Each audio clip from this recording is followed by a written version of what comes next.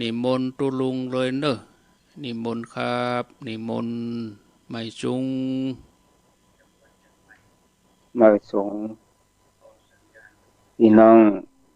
บ่ออกไม่ออกตะกาคนนางหญิงชายทั้งหลายวันมื้อนี้ก็เป็นวันดี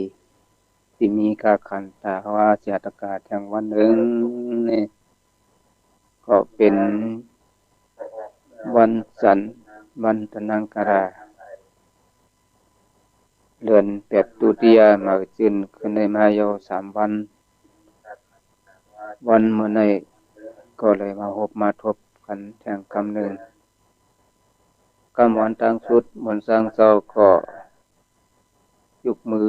10 นิ้วตั้งแต่เนื้อโหเสกอมโตโยเสนับย้ำปาราตราสังฆาจะสมมาเจ้า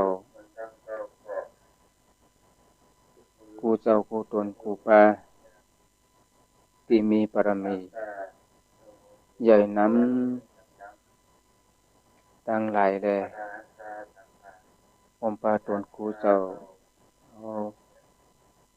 เจ้ากูอภิวัตนะวิโกมหรือว่าทุปีปัญโยงเฮาวัดปักตังเจริญที่มีสเมตตายักเพขาวยามปันที่เฮาว่าจาตกาบ่ได้ถอนยินภาษาเสียงคำไต้ขอหวานนำทำคำสอนภาษาทางใต้เนี่ยได้เจียกเพขาวยามปันต้นตาว่าจาตกาได้ถอมได้ยินกันนั้นก็ยุกย่องเอากุงเอามนผู้กุมทิ้งหงไหวเสียงหลายที่หลายทางที่อยากเพขายามปันปุนตาว่าเสตกาทั้งนำอยู่ในแหล่ยุกเอากุงเอามนของเจ้าเพื่อนมีแต่เมตตากรุณาหักโหมส่วนเปียงว่าเสตกาทั้งนำอยู่นี่กุปนันแลหลายที่หลายทางหลายอันหลายเมียวจังมาหยิ่งยุดพ้นเสียงเปล่งปากตาที่ได้ถอนได้ยินดินตามคำสอนพุทธะตาแต่เจ้าภาษาทางไทยก็เพราะว่าอันนี้ผู้โกผู้มีจะเมตตากรุณาหักเพียงเอ็ดหลูอยากเพขายามปันในก็ตาว่าจะตะกาที่ได้ถอนได้ยินกันก็ได้หาอยากเป็นอยากมียาก็ปนาเลยจะเมตตาผู้ว่าอาจารย์ก็เจ้าทางหลายนั้นทั้งห่มมุงปันถึงว่าจะตะกาอยู่ในแลในก็รวมสร้างเจ้าตั้งแต้นพี่น้องถอมยินเป็นกรรมไตหรือว่าพี่น้องไตหรือว่าพี่น้องครูเจ้าคือเชื่อนถอมยินเป็นกรรมไตโคหวานปงเจริญนั่นก็ขอบใจเอากุงเอามนอย่าเจ้าสังขารเจ้าแด่ผู้กูที่คุมเทิงรายการ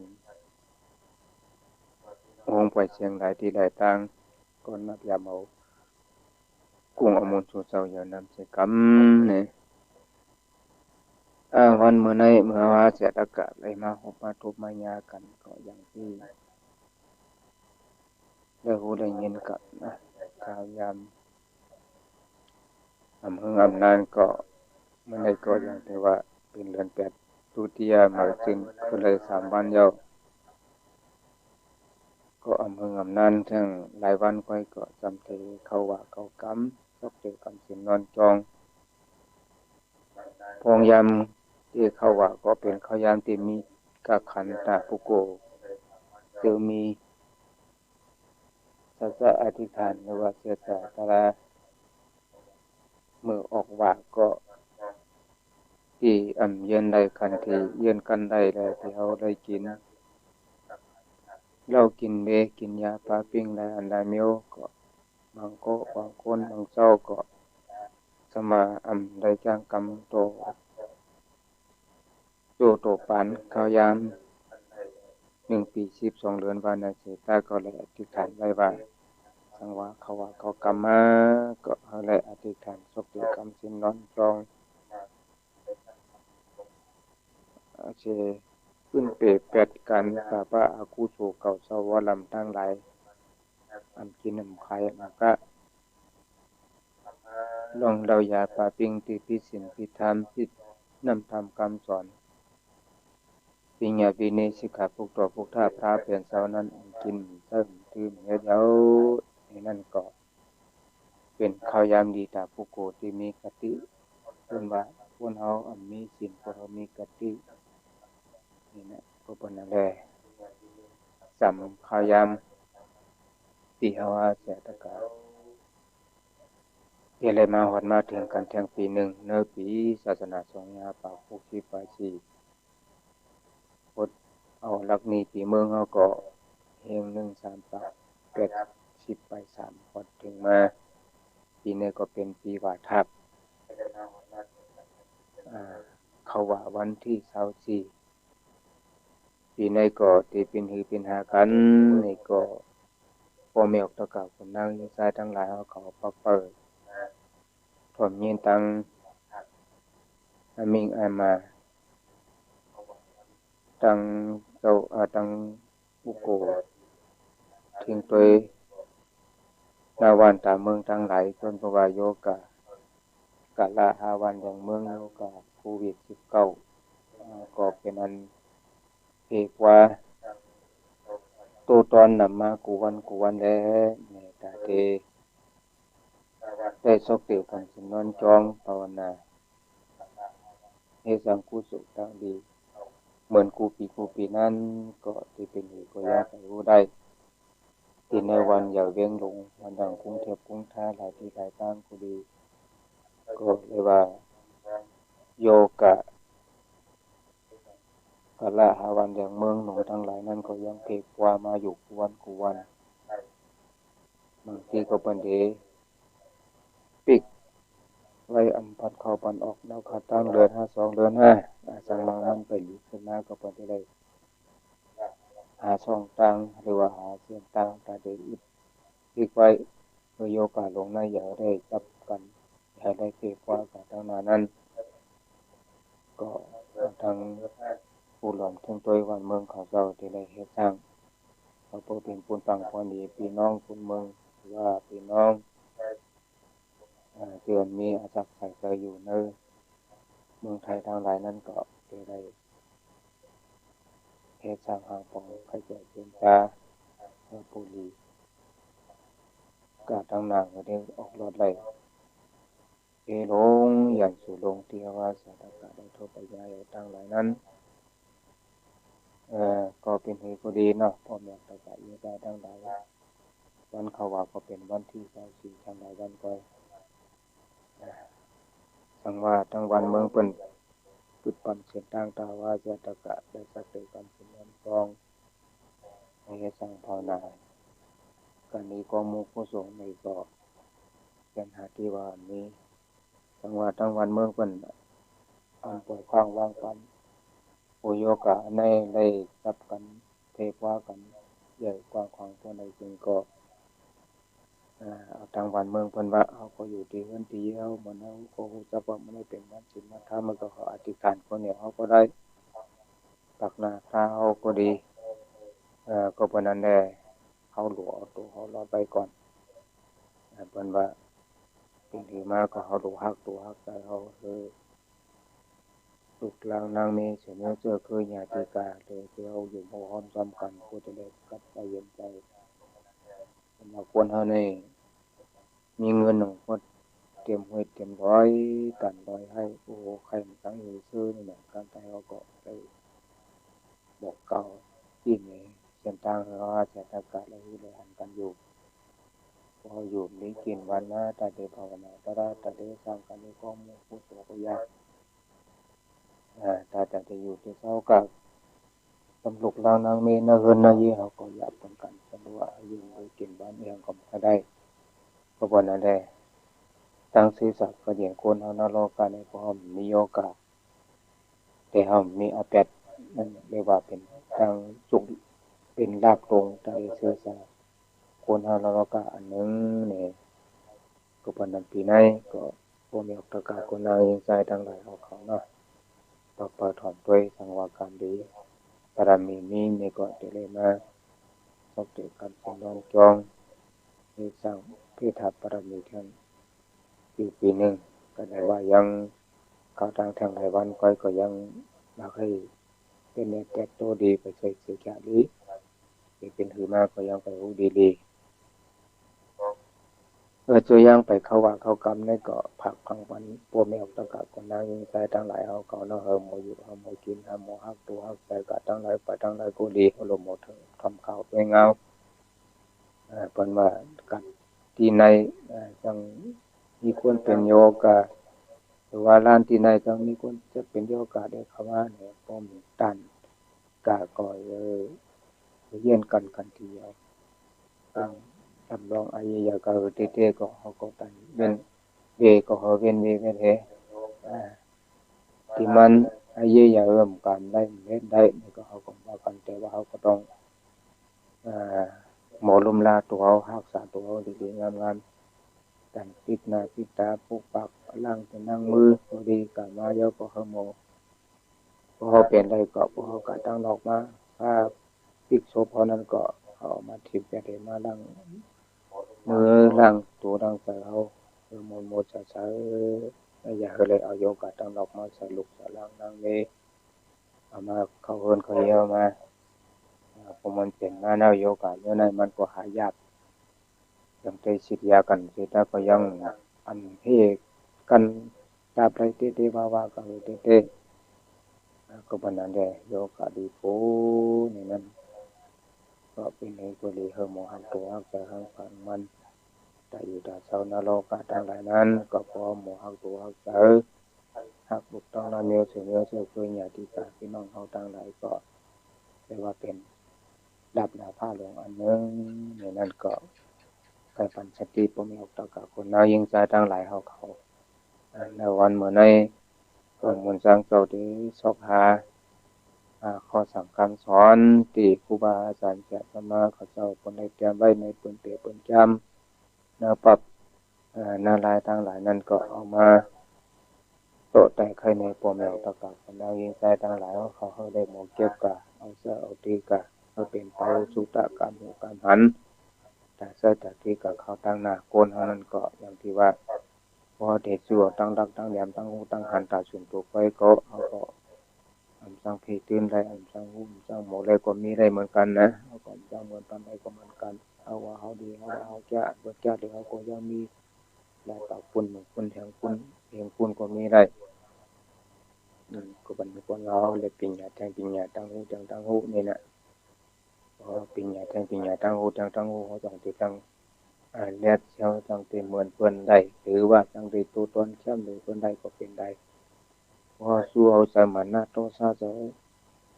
ผู้โศกสาวลามาตั้งหลายตอนนี้เขาหูก็มอเขาเจ้าก่อนไปถอนเงินเพิ่มดูเพิ่มมาสองมาซ้อนก่อนเนี่ยพอจนไหนก็ตั้งหูเอาจังติกว่าได้ตั้งผู้ใดตั้งหูก็ดีที่ตื่นได้นั้นก็พุทธทาเป็นสาวก็ได้เพทาบาวมปาละมีเขาตั้งที่จังเก็บไปจันกับเพิ่มกาที่มือจัดก่อนพุทธทาเป็นสาวแล้วเป็นตุกตาหรืออะไรเป็นเขาเก่าคนกินคนทำแต่ละเนื้อก็พาเป็นสาวได้สิบหัวหอมปีญาตั้งหูตั้งหันไปสอนเนี่ยสอนเป็นผู้ที่หันไทยเจ้าในกรรมเนี่ยสอนในผู้ใดหันได้ก็เป็นอะไรคุณเชื่อว่าจัตตกะก็ทั้งหลายก็เขียนดูผู้ดูวันผู้ได้ถอนได้ยินที่ครูบาอาจารย์หรือว่าจะสมาผู้มีปัญญาเขาเจ้าทั้งหลายนั้นที่เป็นรัดเป็นสั่งเป็นสอนสั่งที่มันถูกใจแม่ใจผู้ดีที่เป็นพรดีแต่ตัวเขาก็ดีแต่เสียเนี่ยเจ้าคือเขาก็ดีแต่ลูกดังนั่งเมือเขาก็ดีนั่นเขาก็หมดเก็บหมดที่เอาเสื้อเอาทรงกรรมมาจะได้เรียนพรดีแต่เขาแต่เปิ้นนี่นั่นก็วันนี้ก็จะเอาโคตรลาดที่ว่านางยิงหมอรัดแม่นทัดเสรีนี่นั่นไปบ้านนางยิงไปมาคนตายเขาก็มันนั่นพอก็อยากพอหมอรัดหมอสาวคนนั้นจริงมันถูกโอ้แม่นสะโกนเขาน่ะคนน่ะพอหมอรัดบ่เอาบ่ได้จริงแต่เพิ่นไทย ตาเพิ่นใครถอนยังไปว่าเพิ่นยังบ่ขยินก็ยังมีได้พวกเราในก็เหมือนกันนะโลมโมลัดโมสาได้เพิ่นมาเยี่ยวพวกนี้จึงจังผิดจังโมกันย้อนเปิดชุบกรรมเฮานี่น่ะย้อนว่าตั้งละตั้งสาวพอโมอุโมลัดพวกนี้เเพิ่นก็ได้ยินเฮาลัดกะหนึ่งข้อหนึ่งกรรมก็มีกะกันเงินคำแพทย์ปมไรเพิ่นว่าทางลัดโคนเฮานี่นะกำพองนี่มันโมอุโมลัดน่ะเดี๋ยวเขาได้ยินคนเขาก็คล้ายๆเนี่ยมันก็บอกว่าที่ห้องพอโมอุโมลัดที่ห้องยาวห้องกันมาไปก็ยังโตอยู่ตั้งตู้ที่ว่านั่นน่ะพอโมลัดโมอุโมโกก็คนรู้จักมาเสียวดับถือว่าคนที่หักหมสมเปียงเขานั่นโมอุบโมลั่นอะไรก็เขาก็ต้องมีกติเสกะคือเฮ็ดซ้อมต่างๆละต่างสาวกำพองโมลัดโมโจโมเดลอะไรก็ซ้ำอำวันหนังตั้งลาดเขาก็แล้วก่อนจะถูกที่ถูกตั้งไล่เนี่ยเขาก็รู้ว่าตั้งเขาลาดแต่ตั้งเขาเฮ็ดตั้งเขาจันเป็นจานั้นตัวมันเหมือนกันตัวเขาเฮ็ดเจอเขาแจ่มจังหือตัวเฮ็ดเจ้านั้นชอบเขาก็โลลาเธอถูกตีถูกทางอย่างที่ครูบาอาจารย์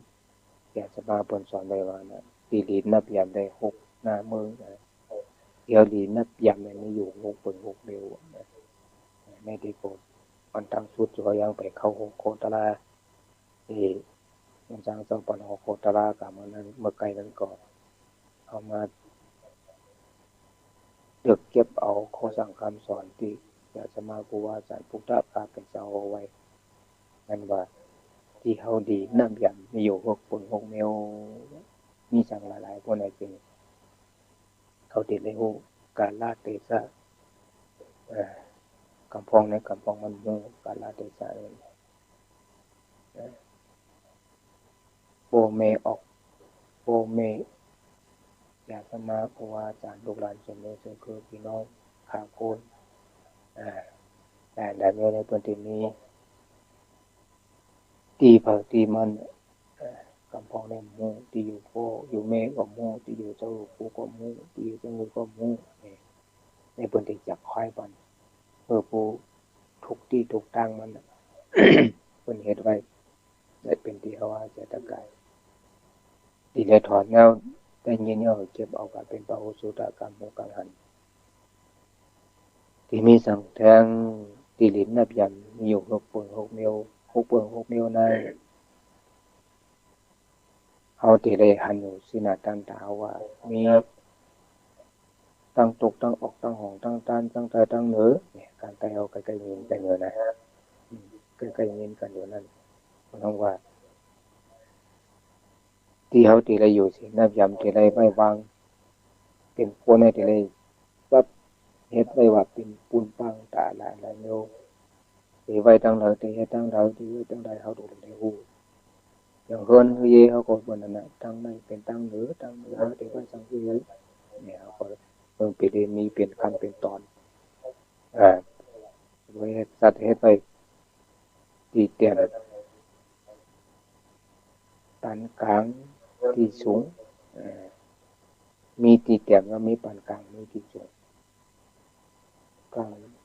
ยังไงก็เขาก็รู้ไว้ที่อยู่ที่แม่ปานกลางที่ว่านั่นน่ะที่แม่อันว่านั้นเป็นที่ทางว่าคนเยเฮาเนี่ยเอามาเทศว่าโอเมออกตั้งหน้าเสียปาจานขวาลูกเมตุกปาหลังห้อยโกทางห้องซ้ายหน้าเธอเป็นข้าหมูยาหันอยู่ปานนี่อันนี้นะที่ครูบาอาจารย์เปิ้นสอนไว้ว่าจังนั้นแต่คนเยเฮาในหน้าทางออกนั้นเฮาก็นับอย่างเหมือนปมมันมีเฮาที่แล้วปมมีเฮาไว้ทางหน้าทางออกนะให้หน้าทางออกปมมีเฮานั่นตัวนะที่ได้เฮาได้อยู่ทางออกพวกกะวันออกมาเฮาดีก็ต้องออกเป็นว่าเหมือนเย่คนเดียวที่อยู่ที่กินเฮาคนเดียวกับพ้องเจ้าเปิ้นฮู้โลกาวัดต่างหลายนั้นแต่ ลูกหลานกลางเต้าตะนี้เพิ่นเฮ็ดเย่ก็อยู่ตั้งออกเมในเพิ่นเฮ็ดเพิ่นว่าพ่อแม่เพิ่นลูกหลานเพิ่นว่ากรรมปานนั้นย่อมเพียงเพิ่นจังได๋มาจังเจ้ามีกินมีเช้าก็ไม่ได้สายประเดียนเพิ่นว่าปรมีเฮาเพียงผู้เพียงมือเพียงผู้เพียงแม่ก็เป็นไรเพิ่นว่าเพิ่นน่ะเปรียบว่าพ่อแม่เฮาในเอาไว้ทางหน้าทางออกพ่อแม่เฮาลูกไว้หน้าทางออกเนี่ยต้องรู้ไว้ต้องไว้พ่อแม่เฮาอยู่ได้อยู่ทางออกหรือว่าเขาก็นับย้ำในที่พี่ภัยเฮาก็ดีหน้าทางออกให้เป็นผลตาที่นั่งพ่อแม่เฮาเอาตรงนี้จังนั้นดังนั้นก็ในเฮือนในเยเฮาก็ต้องเหมือนกันหน้าทางใดก็เป็นหน้าที่พ่อแม่เฮาหรือได้อยู่ได้เช้าที่เฮาเลยอยากควายมาเป็นที่แบ่งต่างกำปองได้หมู่เนาะไอ้ที่ไผค้างกันหมดมาแต่อันใดเป็นตั้งแต่อันใดเป็นตั้งเนื้ออันใดเป็นพ่อเป็นแม่อันใดเป็นเจ้าเป็นผู้อันใดเป็นลูกเป็นหลานมีอาหารสังขารนี่ก็อยากควายก็ยอมเฮาอันนี้ก็สังว่าได้ยินที่เหมือนจังเซาแล้วเอามาต้นไตไข่ในเยานี่ก็เฮาหมอเก็บก็สักคือเมื่ออย่างก็อย่ามาสิหลายเขาก็อย่าได้ผู้ได้ยินเขาผู้ยินก็อยู่ต่างโลกต่างเรื่องกับพ้องอยู่ต่างนี้ได้ก็วันเมื่อไรก็จังไรออกมาตัวไก่แตกให้ในการแทงกำเนิดบ่มีออกตั้งนะบ่มีเฮานี่ไว้ตั้งหน้าสิโดยดีเยจังก็เยาที่ไว้ตั้งหน้าตั้งออกเอาเสียประสานขวาบ่เสียสมาเฮาในก็เฮาที่อยู่ที่นั่งจังก็เยาเฮาที่ไว้ภายขวาเฮาเพิ่นคู่เพิ่นอ้างหลายเมลปุรีเฮาที่ไว้ทางขวาเฮาลูกเมตกปลาหลังลูกเมเฮานี่เอาไว้ทางหลังเพิ่นมากูปอกหน้าที่เพิ่นยุ่มยำอยู่ศีลนับยำคำสั่งคำสอนเสียสักมาปฏิไว้เป็นตอนเป็นขั้นเป็นอันลูกเมเฮานี่เอาไว้ทางหลังหอยก็ทางห้องซ้ายว่าแต่ก็ได้เสียเนี่ยจะได้อยู่ทางซ้ายเฮาหน้าทางตาเป็นสังหน้าตานั้นเป็นขาในลูกเลี้ยงลูกจ้างเฮาซิแน่นั่นแหละลูกเลี้ยงลูกจ้างเฮาสั่งเป็นปนบาผมว่ามาเด็กที่เงินที่เวมาเด็กไปยาวๆเปิ้นว่าเพิ่นนั่งต่างๆเหมือนอย่างเฮามาเมืองไทยนี่ก็เหมือนกันนะในเขารู้ไว้นะทำไมกินลูกเลี้ยงลูกจ้างตัวไหนที่อยู่ผู้เลี้ยงว่าที่นั่งผู้เลี้ยงอ่ะหมู่กันนั่งขาไก่ก้อนนี่นั่งเพียงผู้เลี้ยงเพิ่นว่านับสร้างพยายามขอกันแต่ว่านั้น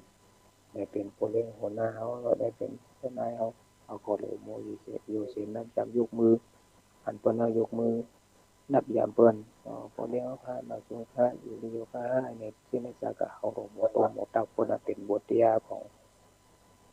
ลูกเลี้ยงหรือว่าบทเรียนของผู้เลี้ยงที่ในสักกะเฮาก็เฮารู้ไว้ ผู้ฉะนั้นก่อนเพิ่นต้องได้ฮ้องว่าควรเฮา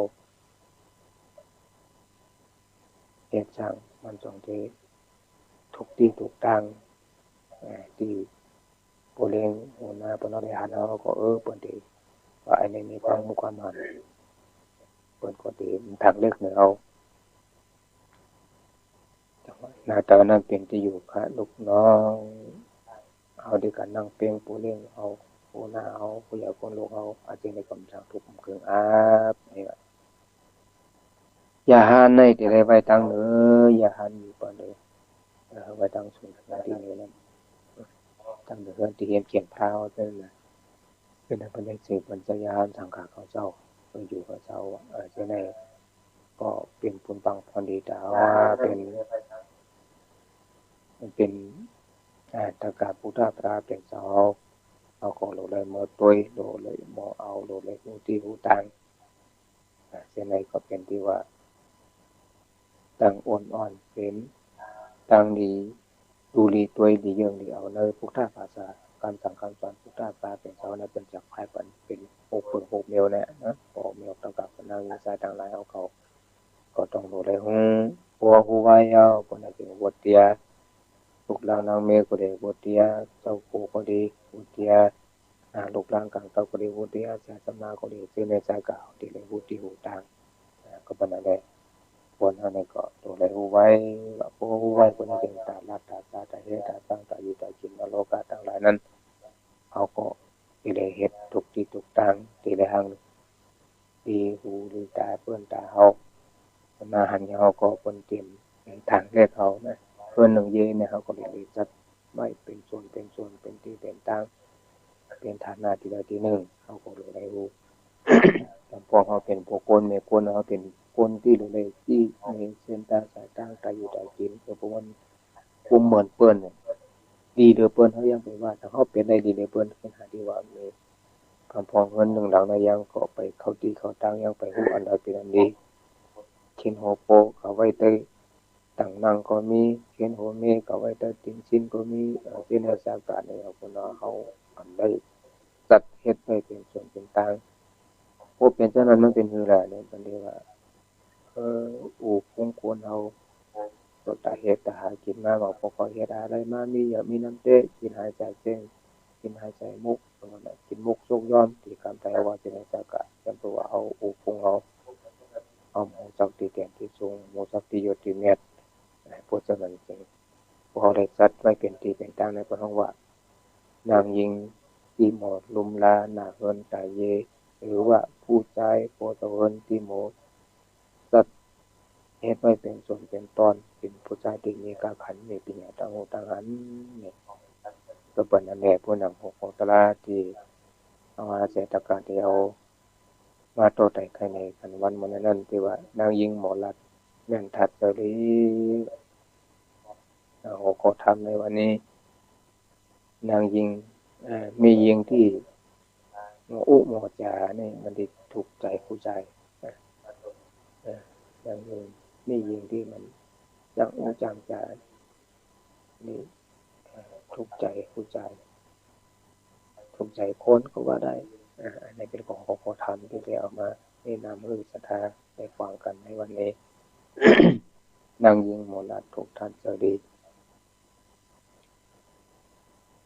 ที่เรียกว่านั้นเนี่ยมือกูปอกมือก่อนป่นมาปียาวเข้าเจอมือเลอมือลีนะมันมีวันหนึ่งมันมีวันหนึ่งอ่อนตั้งนี่กับอย่างที่ว่านั่นแหละคนเฮานรกก็ขึ้นลงมันก็พออยู่ที่เก่าที่เดี๋ยวก็มันเป็นได้นะขึ้นขึ้นยาวขึ้นสูงก่อนหรือไม่ลงขึ้นไปได้ไม่ได้เป็นขนาดนี้ขึ้นลงมี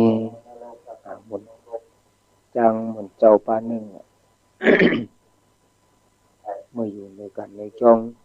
เอาตาตัวลงนรกะในว่าโอ้ทำเปิ้นกัดปล่อยกะเหตุการณ์เหตุงานกะต้องปันมาต้องปันคนเป็นหมู่เป็นปังในหันยาก็ยินถูกจักเมียนจักเหว่าจังก็เลยเมื่ออยู่เพิ่นอยู่เย็นเลยลุกเลยล้างนางเมียนเห็นไหมเลยเฮ็ดกินกันหาเงินหาคำกับสำลุกล้างนางเมย์ผู้ไหนจึงเฮ็ดได้ถูกเจอแม่จะเฮ็ดได้เกี่ยวใจใสนี่ปวนในใจเท่านั้นก็เพราะว่าคนเฮานี่บารมีก็เหมือนกันเมื่อเฮาอยู่ในกันในจ้องอยู่ในพระดงสังขารแล้วเมื่อเฮาได้กัดได้เย็นแล้วแต่ว่าแล้วก็ได้เย็นเหตุพอมาตัวเตเหมือนทางกัดทางเย็นคนสังขารเขาเจ้าเชื่อมอยู่กันในจ้องนี่นะเพราะว่าบารมีมีมันก็ลึกๆไม่เหมือนกันก็แต่อยู่กันในจ้องคำบอกก็อยู่มาตั้งแต่ปี2ปี3ปีก็ทากก็มีเป็นพ่อก็เดือนไปทากก็มีปีไปทากก็มีมาอยู่3วัน7วันทากก็มีเพราะว่าบารมีแต่ก่อนเฮาที่เฮาได้เพทับมามันเมื่อกี้นางเบาบางแลอยู่ขยามเหิมได้มันใหม่พวกบารมีมันมีจังหวะบางก็บางสว่างตัวมาป้าก็ที่บารมีเพิ่นในเพทับมาจัดก่อนนั้นก็อยู่กับถึงก็ได้กรรมสุนมนต์เจงในพลังสังการกับบ่มีได้ก็เพิ่นนั่นแหละคนเฮาแหละคนหนึ่งตั้งจังตั้งเพทับว่าสมมติกันได้ ก็วันนั้นที่โอโคตลาวันเมื่อใน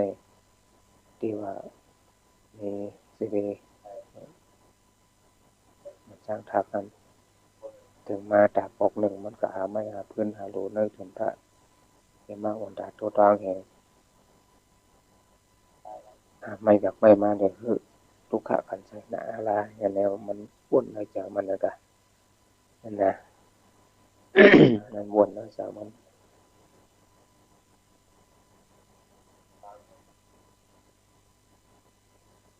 กะเนี่ยมันกะหาพื้นเนื้อเถื่อนมันพันไม่ตัวหนึ่งว่าแค่เป็นสองปอดมีรัดจริงรัดขามันเสียดีๆยุบแบบต่างมามันมาปกมาซ้อมตังว่าก้อยมาก้อยนักก้อยมาก้อยนักโอมาก็เจ็บดินก็เจ็บแดดก็ไม่ก็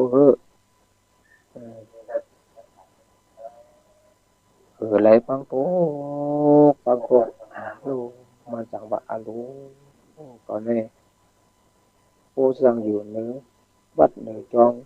มุ่งพระถึงสังการเฮ็ดกรรมฐานภาวนาอยู่ดีๆแล้วสัมทางลงมาเฮ็ดสังก่อนนี้ปีมากขันจะลงเป็นนายก็ไม่สมัยมาคัดนาหนนาหงตาเงินลงเสียตัวหาเข้าตัวหาเงินหาพื้นหานั่นซ้ำเลยเป็นลูกวันลูกขุนเป็นตะกัดสมุนพี่น้อง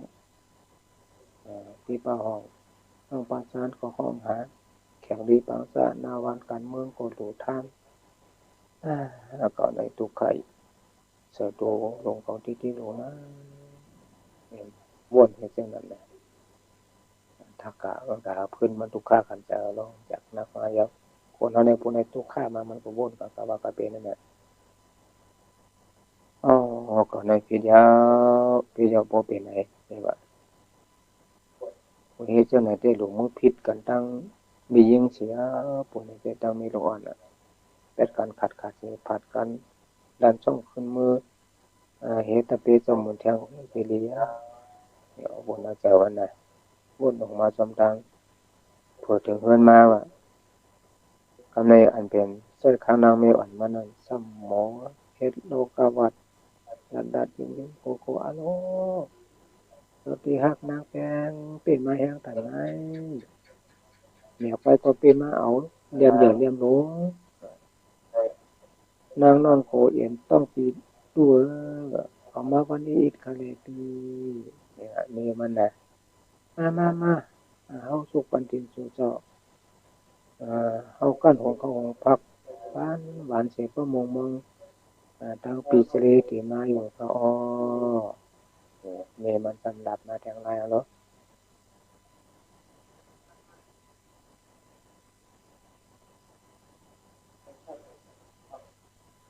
ต่างพวกอย่าเป๊ะแมบมาเลี่ยมใหญ่ขนาดอย่าเป๊ะมาลาคะที่ไหนก็ตรงมาเจ้าบ่รู้เป็นนักเห็นหนาลงล้างอย่าไปเอามานักมาหนาซึ่งอะไรแทงค่ะ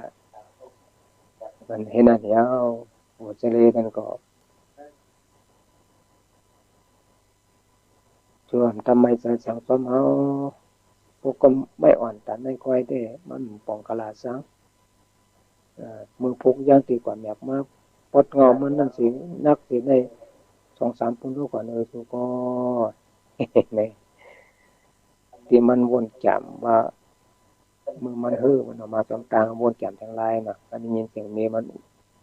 มาปั่นทัดเจอมาในซ้ำเป็นทางลายตาวนพุนพรตอนหาเรื่องเมในเป็นการลงห้องลงสู่ก็ว่าในจะอุปยับตัวเมมันยามอันสุกจินชูมือปั่นมันอยู่นั้นเนี่ยว่าเผื่อถึงมือกินข้าวมาก็ตัวยังอ่ำตันคุกใจไรตั้งใครจะอันมันวนมาจอมตังนั่นเองกันเนี่ยจิบเอาเขาเอาพักใส่ซุปใส่เกี๊ยวมันสิถ่อมอายาสามันสิเลยว่าเมเฮินเอาไหนใกล้ก็ใกล้ปากก็สร้างหังก็งาม ตัดกรรมก่อมอนะองค์เขาองค์พระก็อายาสามันเที่ยวว่าแก้มเอาสมบ่มข้างผัดขยันชัวสิอีกแล้วอ๋อนางยิงหมอลัดแม่นทักเสดีที่ที่อยู่ในอันนี้ก็เป็นอาปุ่มปอดปอดอ่อนเดียวมาตัวใดแค่เมตปมยกตะกาคนนางยิงใจทั้งหลายเขาก็ที่ได้สังเวยก็เวลาก็สังวรซะซึ่งนั้นนี้สังว่าเขานางยิงสีโก้หางผัวมันหับนักมายาสัมมาลาเนี่ยมีใครกินข้าวอยู่ก็เห็นกลุ่มป้องเตอป้องเนยอยู่หมดจักปันแหงทัดใจปันพวกในเจงจำหนังอาจารย์เปลี่ยนใจที่มันวนมานำให้ติดเป็นได้ก็จังเป็นได้มันวนมาจมตังมันหาพื้นนักมันว่าหรือมันว่าก็ได้มือผิดเมย์ก็หาลองไล่แต่ได้ผิดมันโอ้ก่อนนี้มาเป็นขาเจ้าขี้ขามันลงในแหละครับเพิ่นหับสั่งหับไปเฮ็ดเลี้ยงเฮ็ดดูไอ้ทุกขาขันจะบ่เปิ้นได้มันก็อยู่กันอยู่จ้องก็ไม่ซื้อจากตะเกียงไปเอียดเขาเลยลูกหับนักมันจังไหนมันม้วนออกมาจนตังนะมันม้วนแต่ว่าทั้งม้วนที่มันม้วนออกมาจนตังว่าที่มาผิดนี่มันที่มา8เมหาแต่ทั้งกินมันตาเดียวออกไปเฮือนผู้ผัดผู้เป็ดกันอะไรนั่นมันจันมาผมมาถึงเพื่อนเนี่ยเมมันก็สมอุปราชนะโมลาโมยองโยนน้ำใจว่ามันก็หลงลืมเป็นโมดที่มันจำมาฉะนั้นอย่างว่าพวกเราในก่อนตั้งรัฐตั้งศาลนี่ก็เป็นปิยวาจาเป็นมังคลาอันนึงเม็ดตรงอันนึงก่อนนะการรัฐการจาเนี่ยมันว่าการจาเขาหูพร้อมดีกันดีเขาหูพร้อมจาเนี่ยแหละอาจารย์ในก็ออกมาพักผ่อนปนเมียตะกาคนนั้นวิจัยดังไหลเขาในตรงที่เป็นอะไรพอในสถานการณ์ตั้งสังเป็นนั้นมามีหยันเป็นหยันมันเปิ้นน่ะมีตาตัวเปิ้นน่ะเอามานักมานะในกำพองมีหลาซ้อมแทงเลยเนาะที่ว่ามีเป็ดมาซ้อมตาซ้อมตังมาติดโตตัวนี้หน้านี่มันเตะโค้ยตายเงี้ยนซ้อนก่อนนั่นกำพองบ่หมอลาดว่าทั้งมันจะลำไว้อยู่มาแทงแห้งมาแทงคนเองตามเป็นพื้นเป็นไฟมันเนี่ยก็อยู่ไรนะดังว่าเมื่อเขาหันโก้หนึ่งมีโทสะเดือดปูนขึ้นมาอยู่ในโก้หนึ่งสมองหมอลัดปันแห้งทัดใจเสียหมอยองโยปันนำใจกันนั่นในทางใหม่นะมันก็จะกัดเย็นนะเหมือนเขาเอาน้ำมาโหดใส่ไฟที่มันเดือดใหม่ๆนั่นแต่ฉะนั้นก็นำพวนนโลกกินไอพื้นไอไฟในที่ได้พิษและโมกันในย้อนต่างกินทั้งยำเดียวเฮ็ดอะไรขยอที่ในกำนำนั้นนะจะในจะมีเนาะกับพวกกับเฮ็ดการเฮ็ดงานมากกับเจ้ามาคำมาอย่างในกระโดดส่งจิตชกย่ำของผู้เมย์เนี่ยมันทุบหลายๆมาฮักกันกับพวกนี้มันฮักกันกับหมอฮักกันก็มีเนี่ยการอยู่การกินการเพื่อนการเยี่ยหลายๆเมียวเนี่ยที่ว่าชบที่ว่าฮักกันนะเมย์ก็ฮักโผก็ว่าฮักเมย์แต่พวกฮักกันเนี่ยการ13เสียนเมืองเนี่ยครับเสียนเมียวเนี่ยเขาหนหมอจอยกันเนี่ยมันปนห้องมาปนฮักกันเนาะการบ้านการเมืองการวันการหน้าการซื้อการซื้อการอยู่การกินการเฮ็ดการหาอะไรเมียวในพอจอยกันเฮ็ดเนี่ยมันต้องได้เบาเนี่ยอย่างปันก็เฮ็ดก็เดี๋ยวมันเนี่ยมันจะว่าทางฮักมันจะจางเนาะเพราะว่าการฮักกันในนี้เขาเราได้จอยกันนี่เขาเราปันนั้นกินมีการเสียงการรับอันนั้นเราได้จอยกันรับจอยกันเฮ็ดไปอันนี้คือเราต้องเขาว่าควรฮักกันจะเรียกว่ากันโตละฮักกันมือพอมือเขาใครฮักกันมือนอนมือคำไว้มันก่อนใจจังนั้นการผูกกันเมฆกันนั้นเอาลูกหมูป่องใจกันว่ากำพองในคนใจเนี่ยกินข้าวกำพองด่างหวานถ้ามันไปหมอโน่นน่ะคนใจเขาเนี่ยนะอันนี้ก็มีเนี่ยทำมาฮักตัวฮักเมฆแต่ว่าตั้งฮักเขาเนี่ยมันไปถูกที่ถูกตั้งไปตกล็อกมันกินข้าวให้พาดินพามือกันนอนคิดกับไปก้อนนี่ก็เลี่ยนนี่แต่เมลเหตุการณ์พุ่มตันอ่ะเข้าโคลีหงลีพักโคลีหงเข้าโคลีหงไปโคตรนะ กินก็ย่อก็ไม่โดดเจ็บกูเขี้ยวตัวล่างตะวันมีเยอะมั้งแต่ตะวันน้องเนี่ยคนใจหวังโคสองวันนั้นน่ะมีรู้เนี่ยนั่นน่ะที่เขามาเจ็บใจตะวันมียิงวันในสีตาก็มันต้องเฮ็ดลงหาเงินหาทองโมเดลในมันก่อนตะวันมันก็พอก็มียิงก็หาเงินหาข้าวเหมือนว่ายิงอย่างฝ่ายใจอย่างนั้นแต่โมเดลมันใจทั้งนั้นแหละยิงก็อย่างนั้นช่วยกันเฮ็ดช่วยกันหากันนับช่วยกันหับกันหยับช่วยกันเอาเนี่ยมันจะวันนี้นั่งยิงที่ไปกินคนใจไม่เลยก่อนที่เต้พวกหมอฮักกันนี่ฮักคือถูกที่ถูกทางมันมีอย่างเขาช่วยกันงานมือเมย์เขาตัวตันโลอ่อนก็ดีเอาหลอนก็ให้อันนี้ก็ได้เพียวก็ดีเพียวปัดก็ดีปัดเจ๊ก็ดีเจ๊หอบก็ดีหอบบานก็ดีนั่งขนาดคนใจในกินนี่ก็นอนสั่นขามันเนี่ยเรียนโทรศัพท์เนี่ยปัดก็จำหมอปัดล่างก็จำล่างอันนี้มาเจียนจานี่ดูว่านางยิงหนึ่งโก้เนี่ยแต่มาเป็นลูกเปิดมาเป็นลูกเป็นเมย์มาอยู่ซ้อมกันเนี่ยก็ง่ายๆแล้วแต่ว่ามาเป็นขี้คานเรื่องในเยโดล่างโนปาโดเพลหลายเนียวกินย่อมเย่าเนี่ยย่อมเย่าที่ไรเจ็บดังเจ็บสั่งเจ็บทูที่แทงก่อนคนใจของคนแล้วก็ขนาดดังบานดังสังย่อมหัวล่างสักโคสังเรียนกับพองย่ำสักก็มีแล้วชิวถอดปักตกปักแบบเป็นหาเงินหาทองอะไรมานี่ก็ว่าเนี่ยกับพอกมขยินไข่ปันตกล่างนางเมย์ก็มีเนี่ยก็กินเรากินยาเนี้ยก็ยาไม่มาเนี้ยก็ยามีมกมีมองอันนี้พวกนี้กล้ามีขายเนี่ยกับเมาพวกนี้พวกนู้นทำเหตุการณ์หามาย่ำไปถึงเพื่อนก็มาเลี้ยงวันต่างๆเชียงเรียนหลายๆทำมาอยู่หลายๆมาฮักลูกฮักเมย์เช่นนี้ก็สังเกตจังมีได้แต่ว่าเขาฮักยอมถูกที่ถูกตั้งเขาฮักยอมแม่นจำทำแม่นจำฐานะตราคาเป็นเราแต่คนเราพอฮักกันคนนี้เป็นกันนักช่วยกันหากันอยากช่วยกันเอากันมาพอช่วยกันยุบกันย่องอันนี้แหละเพื่อนต้องว่าต้องเป็นรองตั้งขึ้นเยอะแต่ในเพื่อนในเย่ตกทางกลางเตาเอาทางใดการวัดการเมืองเขาก็บนนั้นการศาสนาเพื่อภาษาวันเมืองพอฮักกันนะฮะจะเลยช่วยเราดูแลทุกด้วยกันกันเองกันแห้งกันเป็นมีเงินก็เงินคำช่วยที่มีปีเนี้ยก็ปีเนี้ยตั้งหูตั้งหันช่วยก็มีตั้งวนตั้งแจ่มพอตั้งวนตั้งแจ่มช่วยคือมีแห้งตัวแห้งใจก็แห้งตัวแห้งตัวช่วยอันนี้แต่ปัญหาว่าฮักกันแก้งกันคุยหลายๆแต่ว่าเขาก็ฮักวันเมื่อเขาฮักคือเขาภาษาเลยมันบาหลายๆไปตั้งมันบาอะไรตั้งมันเฮ็ดแต่มันก็ตรงมันก็แม่นกันมันแม่นกันเยอะคนไหนเป็นเส้นตั้งที่เขาตัดไปแล้วมันก็อยากแต่ที่เขาถึงที่ยังหมายมันก็เป็นอยากนะมันเป็นอยากเขามาตัวนำมาเร็วในการมันกันเมืองกันอยู่กันจริงโอ้ง่ายๆเนาะง่ายๆผมอยากตะกาวเขาตั้งได้นะเป็นโผเป็นเมกันก็มาเร็วในนอนกล่อมกันอยู่ตั้งคืนทั้งวันก็ยังไปหันตัวหันเจอกันกาเต้ๆพร้อมมีการเต้ๆจ้าเนี่ยคนเขาเนี่ยดมหมอฮักกันหันถูกที่ถูกตั้งพอฮักกันมันถูกที่ถูกตั้งเนี่ยในใจสุดที่ว่าฮักกันมีการทางมาไปจอยในกันมองมีทางผิดมาอีกมันก็จะผมไปสมมุติซ้อมกันที่ในจากการเนี่ยก็เป็นที่ลีโกเป็นที่ลีโกเฮ็ดให้เขาที่ตั้งใจเบื่อยิ้มสั้นจังปันกว่าจังเป็นได้ทั้งเมียงกะยาวก็พอหมออุบหมอรัดพอหมออุบหมอรัดหมอยองหมอรัดหมอยองยาวก็เฮ็ด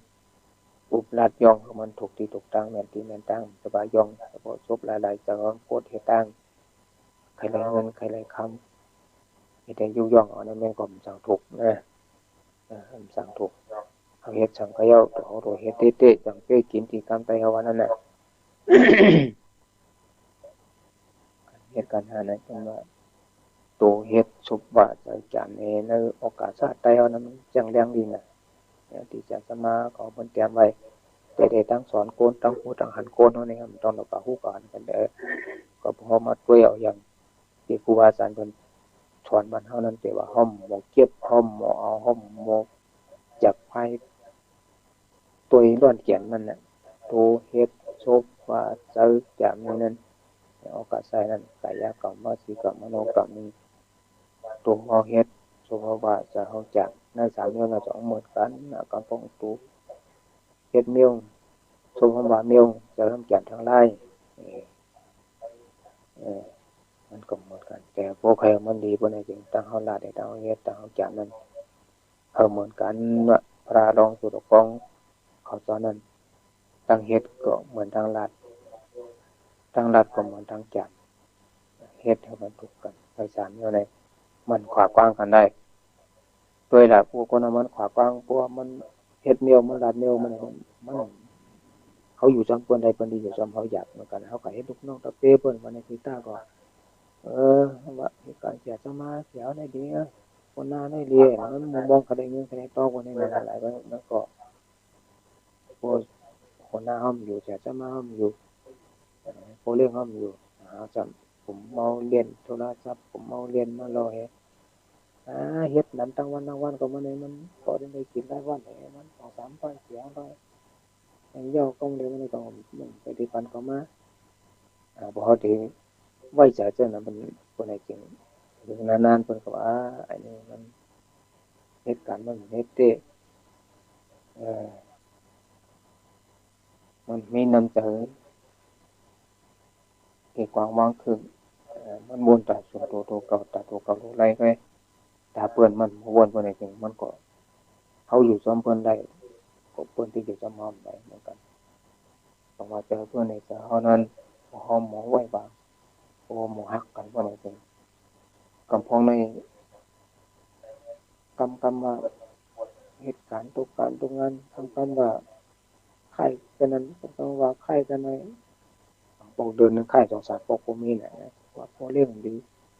โหน้ำดีเงินได้ดี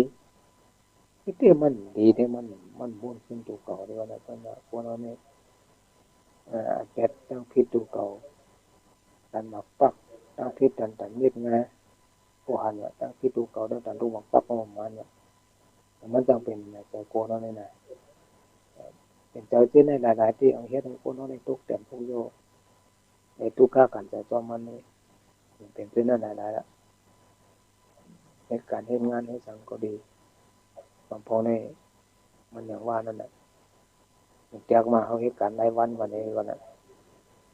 ผู้เจ้าเฮือนเพิ่นอยู่เจ้าของเพิ่นอยู่เรียนยึดข้าวยามันเฮ็ดการเฮ็ดงานก็เฮ็ดเอาซี่เอาเฉียงน่ะป้าเสริมป้าคมค่อยเพิ่นได้ดีได้แนดเหมือนเฮาน่ะตัวไล่เงินเปิ้นหลายๆเนี่ยไปเฮ็ดการงานเปิ้นมันยาวโตตัวนี้คนนี้เนาะเฮ็ดยาวกว่าการงานเฮาก็เรียบร้อยทางดีเช่นในจากะบ่มีเหมือนกันแต่คนเฮานี่น่ะยึดข้าวยามพวกเปิ้นมาให้เกียงตรงยาวๆๆๆไปพวกเปิ้นมาเล่นก็เล่นได้เช่นในจากะนี่พวกนำเจ้าเปิ้นนั่นบ่ได้จริงคนเฮาก็อยู่กับเซาก็ได้เพิ่นถึงอยู่เยี่ยมเฮาผมได้อันนี้ผมอยู่วันเม็ดแล้วก็พวกนานๆมากูเปิ้นกูบ่เปิ้นอิ่มเพิ่นก็บ่ค่อยได้เหตุการณ์มันเฮ็ดเตะนั่นน่ะก็แปลว่าเหตุการณ์เฮ็ดเตะๆจังเตะกินนี่แหละ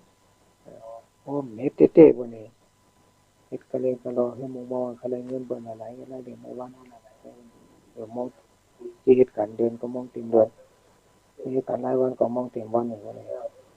การเพิ่นเฮาใครมันคืบหน้าเงินคำมันเพิ่นลดย้อนบัดเฮาอีกนึงก็ว่ามันได้กันเป็นนิ้วนึงปันว่าเป็นแถวนิ้วนึงพอได้จากเก่าก็ต้องมีก็ป้องกันเหตุการณ์เฮ็ดงานก็รายวันนึงได้หลายวันเองไปเงินแต่การเพิ่นก็บ่การเพิ่นมันก็มันก้าวหน้าเพิ่นก็สั่งมาปันเนาะพวกการเพิ่นเยอะอย่างเพิ่นตกลงกันเนี่ยเงินเฮาก็ได้เต็มเป้ามันอยู่การเพิ่นเฮาก็เฮ็ดกันเต็มเป้ามันบ่ได้เต็มเพิ่นก็สั่งมาปันเนาะอันนี้มันก็เหมือนกันแหละแต่พวกเฮาใครเพิ่นพวกใครเพิ่นดีเฮารู้เฮาดีก่อนอันนี้ก็เยอะๆนะเฮารู้ดีก่อนพอดีเฮาเพิ่นจังที่ดีซ้ำเฮาพอค่อยสอนตัวใจเฮาในดีๆเพิ่นกันว่าอันนี้การดีนั้นบ่ตุ้ยบ่เอาว่าในจริง มันก็อยากนั่งเรียบเปิ้นก็ได้อยู่ไรเขาก็ได้อยู่ไรนั่นเขาก็หลงโมทุกชีนั่งตัวน่าใจใจแต่ปัตตาสามิจาติที่จะอาคูโซจะบุญพิรันเปิ้นของเขานั้นจะคนชาวลำของเขานั้นเอาหลงโมล่างออกแปดอย่างมันอยู่ในตัวนั้นจะกับพอนั้นเอาจากนี้นั้นมาจะเหตุการณ์เหตุงานนี่ใครเฮ็ดปันเปิ้นน่ะมันคำบนของใครลายอยู่เห็นตัวกลางวันเนี่ยตำเรียนเนี่ยกันเลาะกันเละเรื่องจังนั้นในโคนนั้นมันก็การเฮ็ดก็เป็นข่าวไก่ก็เป็นเยาว่าบอกเดี๋ยวเป็นอะไรหัวเนี่ยอันนี้มันเหตุการณ์มันเตะก็เลยกันเลาะอันนี้น่ะมันก็เลยเงินอะไรเรื่องการเป็นเยาแต่พอมาเรียนซาด้วยดีๆนั่นผู้เลี้ยงเฮานั่นก็ผู้เปิ้นมีเงินรายมาก็เปิ้นก็ชุมอันล่างเปิ้นก็อันล่างเปิ้นเดียวสั่งมาปานเฮานี่แหละมันเก็บลำไยนี่ก็เหมือนกันนะครับพ่อหมดนี่โอ้เพิ่นก็กินมื้อเฮ็ดอ่ะก็โอ้ปั๊บๆเฮ็ดๆไปด้วยกันเพิ่นเฮ็ดปานดีๆมองฝนตกอยู่เขาลำไยในแก่นหน้านะจริงจังครับเก็บลำไยเนี่ยการเก็บลำไยพอฝนตกเช้าก็เจอเลยมือนี่แหละรายวันที่1วัน2วัน300วัน280อันโปเรื่องไม่เรื่องเจ้าของสวนนั้นบ่ได้ซุ่มอาล่างก็เงินว่านะครับผมวนหาเปิ้นอ่ะแต่ว่าเฮาคัดใส่เฮ็ดปันเปิ้นคือเปิ้นได้เดี๋ยวได้นำเปิ้นมีน้ำแม่ตำตัวนำแล้วก็เปิ้นก็เปิ้นติ่มลืมเฮาโอ้นางนั้นปานนั้นอายนั้นเหตุการณ์เปิ้นเฮ็ดเด้สังว่าเปิ้นได้ดีได้มันก็บ่ได้มีแต่ได้กินเองได้กินนำก็บ่ได้เรื่องนั้นพวกน้อยเขาก็มองตามีน้ำแม่ตาก็ตามมันเนาะมีน้ำแม่ตาก็ตามมันกับปองข้าวปนเกียรดันให้การอย่างนั้นปนเฮ็ดการปุ่มได้อยู่ได้ย่างกับปองปนเฮ็ดการปุ่มนี่เขายามวันตันกับปองเขาอยู่หลายไปหลายเขาก็มาห้องเขาก็มาเอากับเจ้านี่อย่างยันตัวเฮ็ดการเตะเดะโลตำเดขี้ตำเดเยอะโอ้เปียวก็มึมต้งเจในจากะในเขาหลุมม่นเมนะกวนเอาผู้เปิ้นมีน้ำแม่ตำตัวเปิ้นเดียวสั่งมาปานเฮาผู้เปิ้นซุมอาล่างก็เปิ้นก็จะว่าคนเฮ็ดการนี่มันจะเฮ็ดตาสูงมันจะเฮ็ดตาแม่เปิ้นก็มองว่าเขาเฮ็ดอะไรแม่ตำตัวนั่นแม่ตำตัวนำน่ะเขาก็ผู้ใดรู้จักเรื่องกันตาเปิ้นตาเฮาเปิ้นว่าอัตตาหิตะปะราหิตะตัวคุณเปิ้นเฮาเปิ้นก็มีพรดีอายุน้ำแม่ตำตัวเฮาก็เลยพรดีน้ำแม่ตำตัวอันนั้นมันจังสิอยู่ซ้อมกันได้แต่ถ้ายุกยองหำยังก็ดีเป็นในสากะพอหมอจอยตินจอยมือเพิ่นก็ไอ้ในเหตุการณ์แก้ตั้งตีนตั้งมือนางนั้นเหตุการณ์ดีตั้งตีนตั้งมือพองพวกเกี่ยวปดคนต้นหาแล้วก็ซ่องอ่ะแต่ได้เก็บตังค์เก็บเรื่องจอยเปิ้นนี่น่ะแต่การไม่กินจังที่ดันใหญ่ก็น่ะจ้ะแต่เจ้าของก็จะมันที่กินที่มือมันนำให้จอยเพิ่นเป็นในจากาก็มีเนาะพวกเราน่ะมีจดมีเจคนเฮามื้อเร็วแค่หนาจะเมตตาตะละอันว่านั้นก็มันไกลมันห่างไกลกะติๆกันก็ดีโกก็ปานนั้นให้พูดพยายามก็จำชุดเชียงกันเนาะพวกแมวตะกะคนนั่งยิงจานนั่งไหล4 โมงกว่า59 นาทีแล้วก็ปานนั้นในวันมื้อไหนก็กามที่มันสร้างสอนเลยเอาอุปมาลัดพวกแมวตะกะคนนั่งยิงจานทั้งหลายที่มันถูกผู้แม่นใจก็เอาปล่อยบางปันมันสร้างขึ้นที่มันถูกแม่นใจก็เก็บเอามือตีก็เป็นคนที่แต่พวกแมวตะกะคนนั่งยิงจานทั้งหลายเอาเขาในแล้วหัวข้อปุ่มหัวข้อตะละว่านั่งยิงหมอลัดแม่นทัดสลีเนี่ยเอามาโตแตกให้คนนั่งยิงใจต่างหลายเขาเจ็บปากเป็นเบาสุดากรรมมีความหันเป็นผลดีต่อตนะยิงใจต่างหลายเตรียมโคปรับโคต่างหลายก็อะไรกุศลเปลี่ยนกันอะไรก็การเย็นๆกันเช่นเหตุการณ์งานก็ให้อยู่ดีกินมันอะไรน้ำแน่น้ำต้มตั้งผังมันก็คนทั้งหมดทั้งเสียงเสจังหวะปันถึงครูบาอาจารย์กันเปิดวงปล่อยเสียงครับเปิดหลายที่หลายตังก็จะได้อยู่ในทรงมันเหตุการณ์ศาสนาเรื่องต้นสายเหตุการณ์โลกาก็ขึ้นอย่างเพิ่มไปเหตุคือมักจะมีกุโกโกนตั้งหมดตั้งเสียงเส ติขายุโกอายุวโนสุขังภาลัง